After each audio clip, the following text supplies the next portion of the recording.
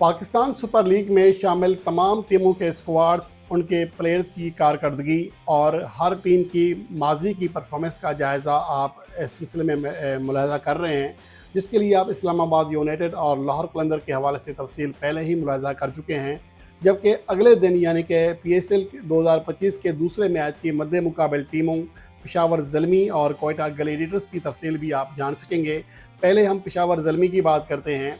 पेशावर ज़ल्मी को अगर देखें तो वाहिद टीम है PSL की तारीख की जो कभी भी ग्रुप मरहले से बाहर नहीं हुई है। 9 के 9 एडिशंस में कम से कम प्ले ऑफ में जाने में कामयाब रही और उसके अलावा वो मुल्तान सुल्तान्स के हमरा PSL में सबसे ज़्यादा 4 फाइनल्स खेलने का एजाज़ भी रखती है।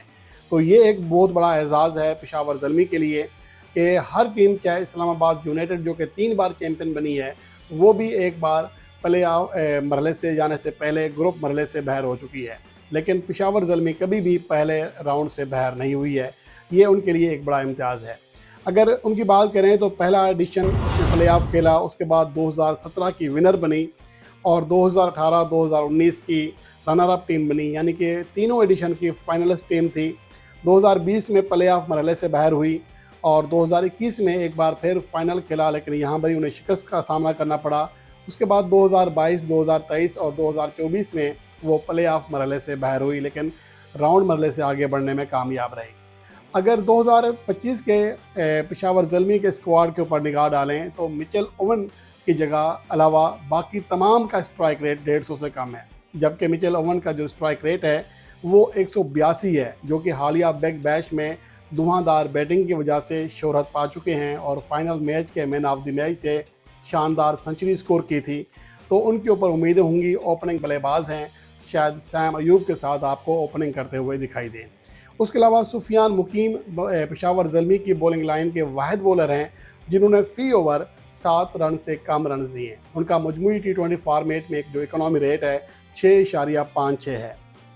और उसके अलावा सिर्फ 3 बॉलर्स हैं पेशावर ज़ल्मी के स्क्वाड में जिन्हें T20 फॉर्मेट में 100 से ज़्यादा विकेट हासिल करने का एजाज़ हासिल है, जिनमें जॉर्ज लिंडे जो कि 186 विकेट हासिल कर चुके हैं, वो दर हकीकत मुतबादल प्लेयर के तौर पर शामिल हुए हैं कॉर्बन बूश की जगह पर। उसके अलावा अलजारी यूसुफ 176 विकेट हासिल कर चुके हैं और लियो वोग ने 165 विकेट हासिल की हैं।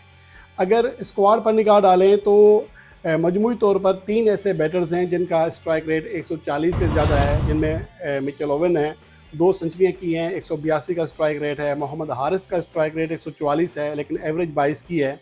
14 फिफ्टियाँ कर चुके हैं और 14 ही फिफ्टियाँ सैम अयूब ने की हैं। 143 उनका स्ट्राइक रेट है, 27 की एवरेज है और अभी तक वो सेंचुरी नहीं बना सके। मैक्स ब्रियंट उनके खेलने के चांसेस फ़िलहाल थोड़े कम दिखाई दे रहे हैं, लेकिन 139 उनका स्ट्राइक रेट है।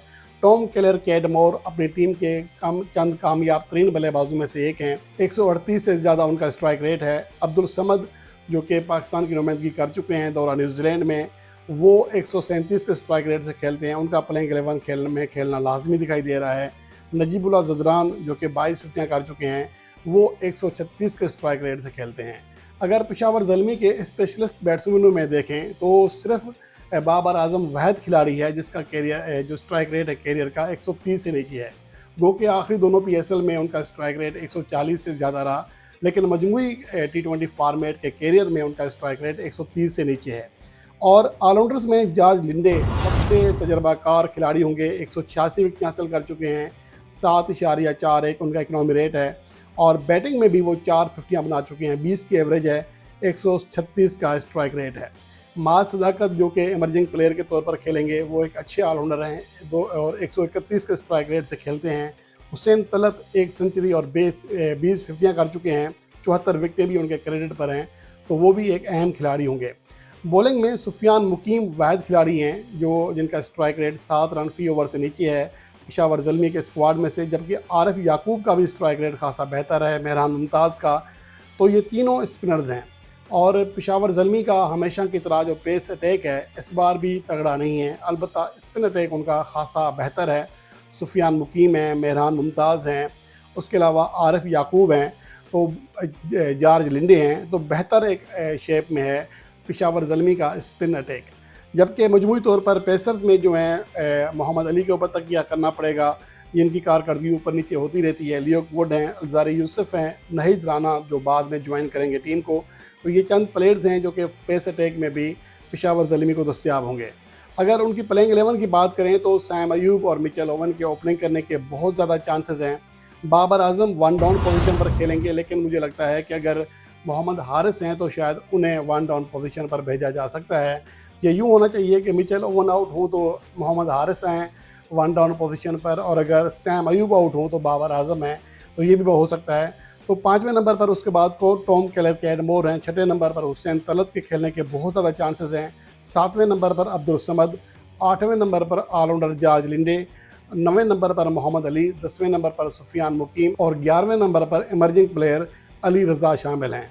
यहाँ पर जो मेन खिलाड़ी हैं उनके अलावा जो बहुत क्लोज होंगे, जिन्हें किसी भी वक्त मैच में खिलाया जा सकता है, उनमें एक स्पिनर आरिफ याकूब हैं, लियोक वुड हैं और मैक्स ब्रियंट हैं। ये वो खिलाड़ी हैं जिन्हें हो सकता है कि पहला मैच भी मिल जाए इनमें से किसी एक को ड्रॉप करके। तो बहरहाल ये उनकी टीम बनती है और पेशावर ज़ल्मी से उनके फैंस हमेशा उम्मीद करते हैं, जो कि PSL की तमाम फ्रेंचाइजीज़ में सबसे ज़्यादा फ़ैन फॉलोइंग रखती है सोशल मीडिया पर।